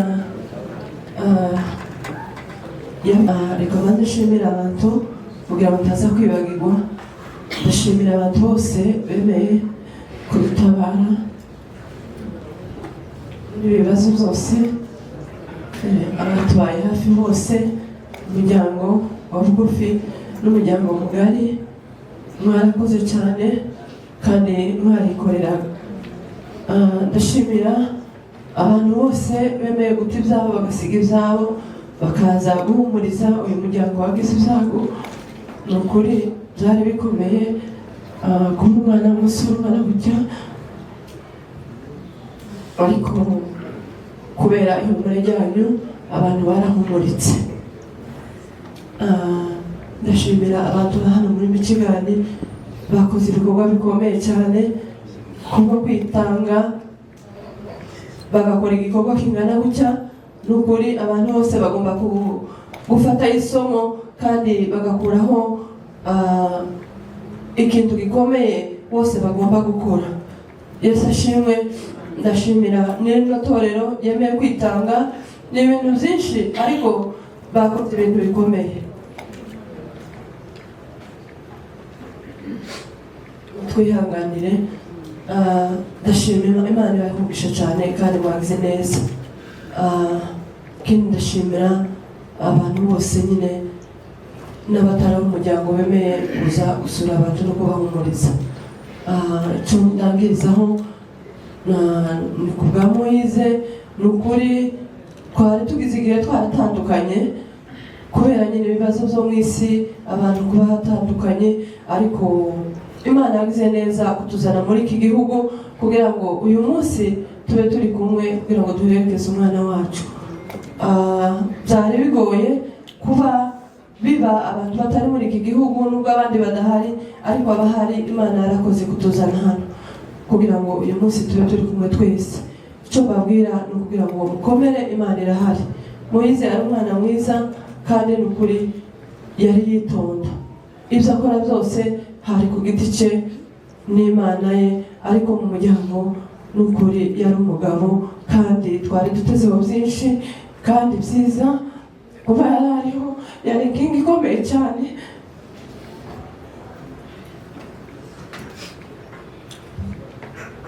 Ariko kuba tumuzi umunsi wa none ni ukubera Imana, ariko ni ukuri birakomeye. Umuryango wari warashibutse, twari dufite abagabo turi ibibazo, ariko tuzi kuko Imana hari abandi gishigaje bazongera kandi bashibuke, kandi n'ubundi tuzongera duhumurike. Icyo nabwira Mbanda ni ukugira ngo yihangane, ni ukuri akomere. Imana irahari kandi natwe turahari. Imana isikiza ibisebe kandi ikabyomora. Ukomere, turi kumwe kandi n'Imana irahari. Murakoze cyane.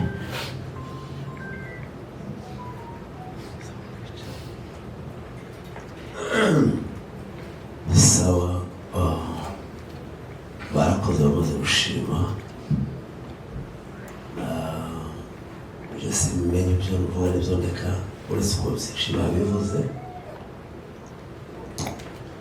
Mbanje no gushima kuko Bishop utaba ijambo yamenyeje ko ni gucura none angize uwanyuma. Ubundi ndavuga amagambo menshi ariko ndayahina cyane mu magambo magufi. Ubundi mu data twavuze turi 10, abahungu 8 n'abakobwa 2. Abo bose ejo bavutse wanyuma.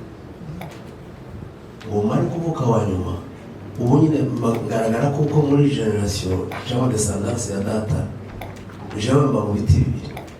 Umwanya mwiza mba nk'umwana w'abakuru bane kuko data yapfuye ndi uruhinja, naje kuba yabavuga naje sinamuba.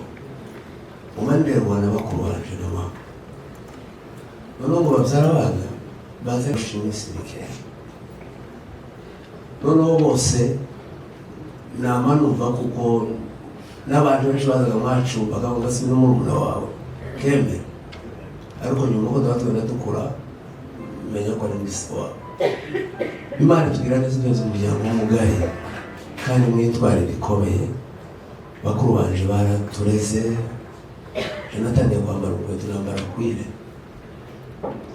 Navukana mukuru wanjye nakurikiraga ise wa Feri twarangana nk'ugw'imbanga. Uyu yatangiye gukora n'abakuru be bazatugura imyenda isa. Muri make nshatse kuvuga ku kantu kuko umuryango wa data n'ubwo kera twari tumeze nyuma y'ibibazo twawe twese isi imaze guhinduka, duhura n'ibibazo, tuba kandi aba mbere guhura n'ibibazo. Abavandimwe baragenda ariko badusigira imbuto. Izo mbuto zirarerwa gukurikirana n'amaporotinizi ari kugeza nonanga. Muri makeya kubw'iyo pointe bashima Imana yashoboye kudusigira abana ngo base bari baragiye. Turakomeza ubuzima. Ejo muri tuze muri iki gihugu twese tuva turi hano. Uziko nawe uzwi uruhare rwo kuza hano, Imana izigweza umwanya ukaza. Ariko amasengesho ya twese twari tunyanyage muri iyi si baba ngo yaba bari baje twese turahura. Ubu twari tugezaho kuvuga ngo dusarure cyangwa tujye twishime imana yaradushumbushishe. Hari ikintu kimwe Moise amaze gupfa narikanze nasanze bampamagaye uwo mwanya wa saa 8 mbyutse mu gitondo kare kare ndebye gusa sanga abana baba kubanje n'abandi bavana muri Afurika bampamagaye bambuze naho kumbe ngabura yari yampamagaye muri iryo joro sinari ebaje birebire n'ubwira Imana ati Imana urambe mukiye uretse ko Imana itazeruka nije wabaye victime w'abakuru baje bapfa nari i Kigali nakiriye abantu bose izi mvugo zose n'abapfaka nije bazohitira ari je mwere ubona abana na mama muri make nk'uko mama ngo yavuze naje ndumwe mu basiritse kunari ku kibazo cyo madata ubwo byose ije byose nije wabyakiraga aho ari abantu uko biri kose je mba hagati rero ndahuza ayo mageneration muri makeya amateka y'amadata n'ayasi rero kubona ngo duhagaze ku mwanya wa Moise shimira Imana kuko Moise ageze umunsi we wa kabiri twita wa kabiri cyangwa wa gatatu mu bintu bimaze bike ibintu byatangaje byarantunguye kuba umwana w'umusore agize ibirori bingana bitya nibishimiye Imana Bwana sifiwe ico ndivuze ko ariko bisobanuye byinshi kuko hari benshi twapfuje bakuye ku misozi hari n'abandi n'ubaye bapfa babona umwanya wo kubavuga ibirori nk'ibi kandi umujyaga ibirori bitatu icyaka igikurikiraho tumaze kugira buke bw'Imana iradushumbusha irisubiye twemera umuryango mwabonye abantu bari bahagaze hano aba mwababonye nabo mwadata gusa nta pana mwadata wacu mwadata aba bose bari bahagaze abandi harimo abandi barutaho n'icunga zibiri batari hano bamwe za Burayi bakwiriye isi rero nshima Imana yatubwira neza tugarurira bakuru bacu iradushumbusha muri abo yaduhaye ndavuga umuntu umwe simvuga buri muntu wese abahungu bose n'intwari bakoze ibitangaza kandi abantu babagabo ndavuga Bisabo haguruka bo umugabo washaka uyu muntu nije sinari muzi uretse ko izabi wabo isana muzi cyane twarabanye muri zona amaze gushaka Chantal babanye na nyirabukwe kamenya amakuru kifuza kumubona ngira iminsi muri Afurika itubona ariko ngeze ahangaha ejo baraza ndaza ndamubona uyu muntu n'intwari simufashije nk'umukwe kuko mfata bariya abahungu abo bana bacu kabarumuna bacu ndatekereza yuko mufata nka murumuna wanje kuva mumenye no kuva muboneye nuko twaganiriye yambereye igitangaza reka mbivuga ibyo mubimbabarira mu kubivuga gutyo amagambo y'ino tumaze kuvugana tuvuganye kenshi ariko amagambo twavuye umunsi tubona yakuye ikintu hejuru kamwite nk'abamuritse ibinindi uyu yameze ati Imana igomesha kandi ndizera hamwe n'Imana yacu izagukora ibikomeye mu buzima bwawe ntuzagukomoka wose kandi turi bakoze ikindi ni uko ngiye gushimiye ngombwa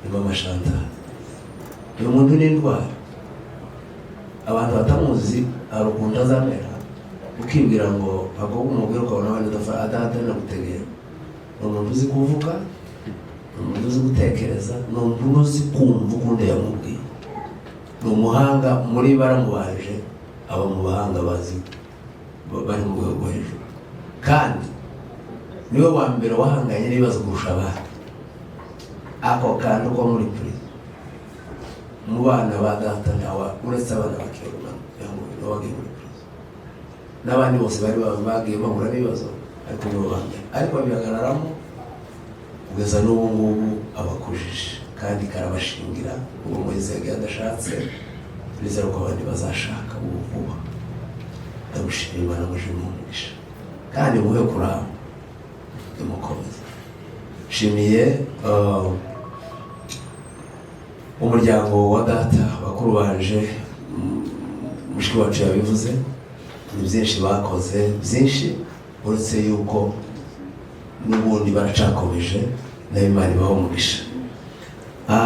Rero mvuye mwa data ngarutse umuryango wacu w'abadahurwa cyangwa n'abapfizi badukoreye ibintu bikomeye je ko nabwiye ngo nabasiritse ku bintu byinshi bakuru banje benshi bapfuye nari mpari nabutabarwaga n'umuryango w'abavandimwe bacu umuryango mugari navuga n'undi kandi barabizo bayavuga ejo bundi ubi bibaye bakoreye agasha badukoreye agasha umuryango wa data bakora ibishoboka byose barakora. Imana yo mu ijuru na perezida arahari byamuvanije muri Arizona. Uyu mugabo magariye n'ukana gatoya kuri mama mukabona ariko wagira mu mutwe hagutse n'umutima mugari ntabwo gashaka kureba uzi umuntu rwara nahoje ariko n'umugabo mutekereza umuntu bateze kuva Arizona kandi hano hari abandi bamwungirije ariko yanze gupfa ko yinayibera bari kumugishaho bari kuza gukora iyi mirimo. Ikindi nkurikiyeho niba abagabo bahagaze aha bikiba bakoze ibintu bikomeye. Aba bana batoya benshi ko bariga ariko baza batanga amafaranga n'abatari hano bazindutse bakazohereza amafaranga baraintervena mu buryo rapide baza bavuga Abafaransa bakora ibitanga. Ndabashimiye bana bacu bakobwa bacu bakwe bacu batacu bavugaho ibo barengeye byose ariko mukuri muri twarekane mukomeze gutyo muza gutabara n'andi mahanga n'abandi bose. Ndarangije iryo jambo reka shimire bw'umwihariko taramwibagira abantu bari muri hangana ndatabaye haguruke nimbara hafi abuje uyu muntu nawe ni kimwe n'abandi navuze ariko arengeye abantu bose wakundi mbuye yavuze mwacu cyangwa mu bapfizi tabaye ni nta muntu wasa tanahuye na se tanahuye na nyina tanahuye na basokuru bacu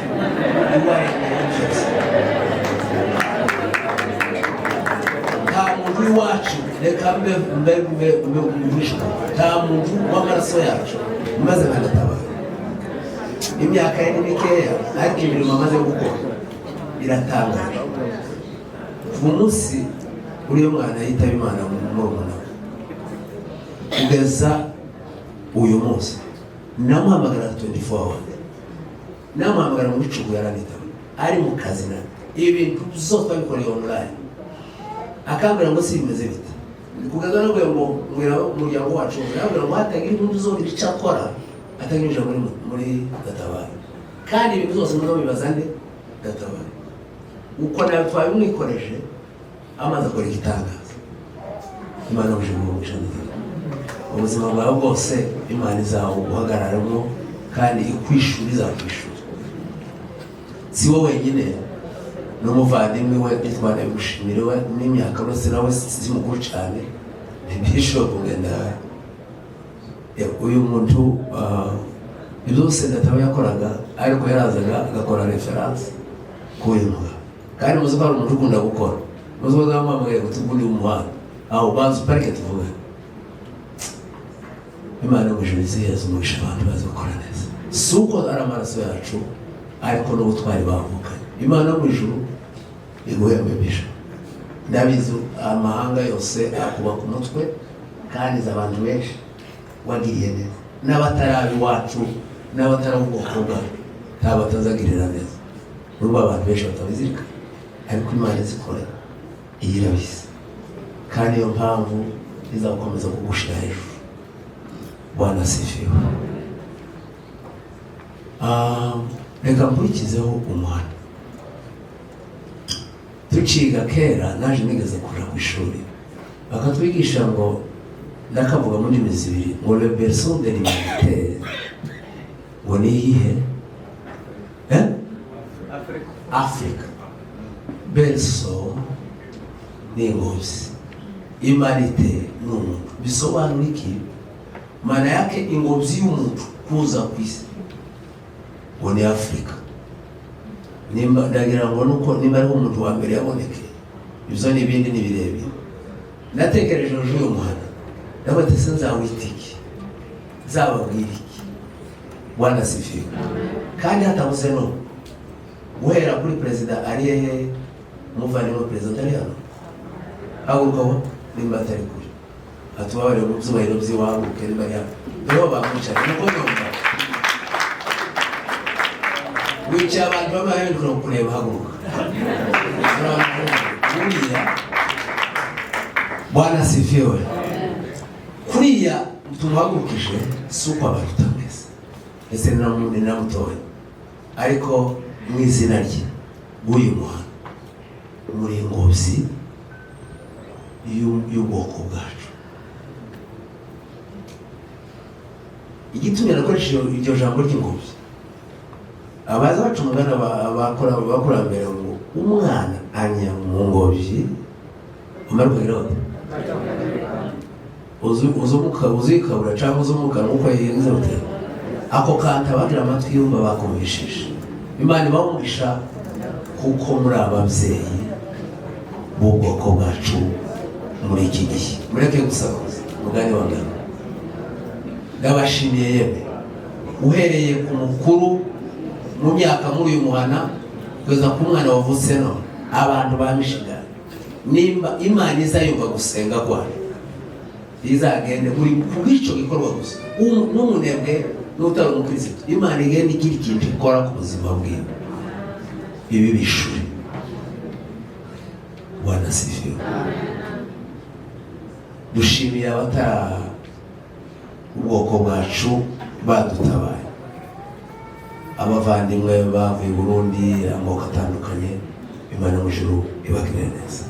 Rero ndangiza shimiye abantu twazanye, twabaniye umuntu w'iwacu, abavandimwe umukozi w'Imana Byiringiro n'umuvandimwe Faustin n'abandi bazanye mu modokari n'abandi bose baje bava mu masiteti atandukanye. Rero turabashimiye. Iyo tubivuze ni uko kuvuga kugenda mu ndege amasaha 10 ni ikintu kitoroshe, ariko abavandimwe berekanye urukundo n'ubuvandimwe babidufasha. Rero twabishimiye abantu bose muri rusange kuko bakoze ibidashikirwa. Turangiza nta kindi twabishura, nuko gusa Imana yo mu ijuru izabishura. Ndangiza ijambo mukobwa yavuze uhereye umunsi. Bwana asifiwe. Twaganiraga kenshi n'abanyamuhana b'ahantu, bavuze byinshi n'umuryango rusa umugari wacu. Mwiyumviye mwenyine hagiye kubaho gukomeza, kandi ko tuvuga gutya mu by'ukuri reka kumwemo ubwo namubwiraga byose akambwira ati nyamara Serukiza yewe ntazamenye ko nawe na pasiteri azamubwira Serukiza bakundi ni mu bakuru, ni mukuru iwe ni mutoya ariko mukuru wanje ari mu bandeze umugabo wiwe. Akambwira ati nyamara uzuntombokera wiwacu ngo bazwa nkunda gutomboka.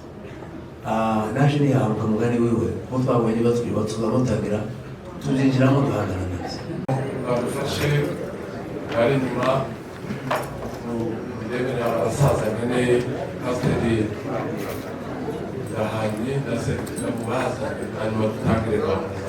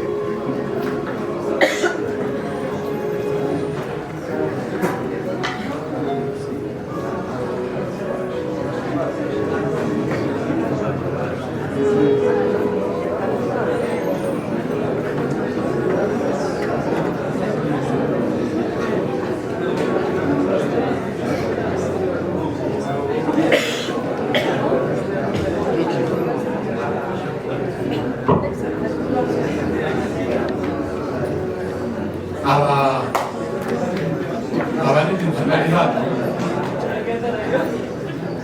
abaririmbyi bari hano bameze indirimbo imwe tukarindira pasiteri Ndahanye dushe hanyuma tugatangira gahunda zacu bari hano rwose baza mukadufasha ku ndirimbo imwe batubirore bamandera tambuke n'abandi bari hano hanyuma mu ndirimbo imwe rwose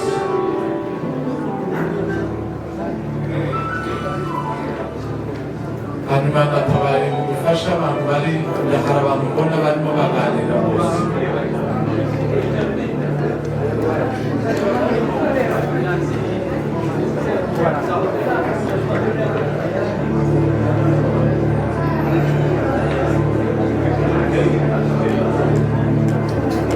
reka turirimbe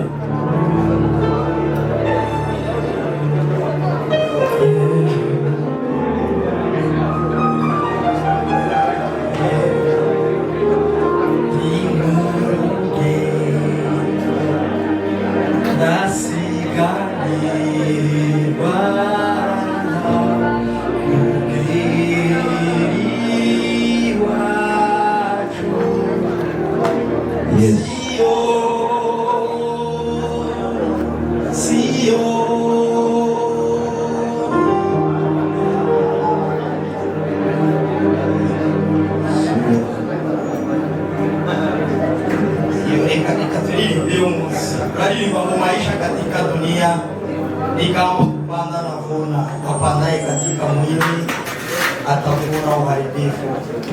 Ukimtumikia Mwokozi utapata ni wokovu 173. Ubwo mwisachi ile wokovu 173. Maisha katika dunia ni kama kupanda na kuvuna. Apandaye katika mwili atavuna uharibifu. Tukitumikia Mwokozi tutapata zawadi mbinguni. Yafaa kuishi na Mungu katika maneno yako. Yafaa kuishi na Mungu katika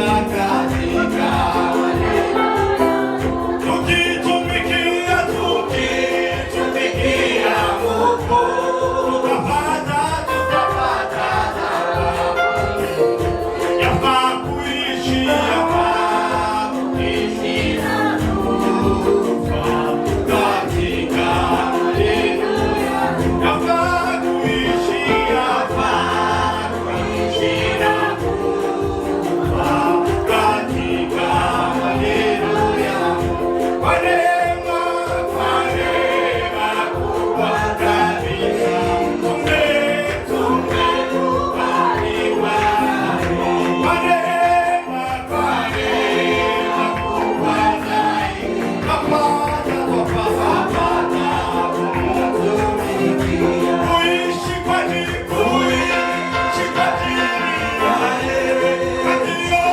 kati yote ya dunia. Kuitangaza Injili ni faida kwetu. Kuitangaza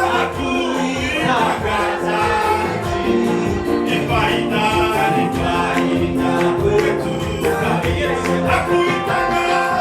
Kuitangaza Injili ni faida.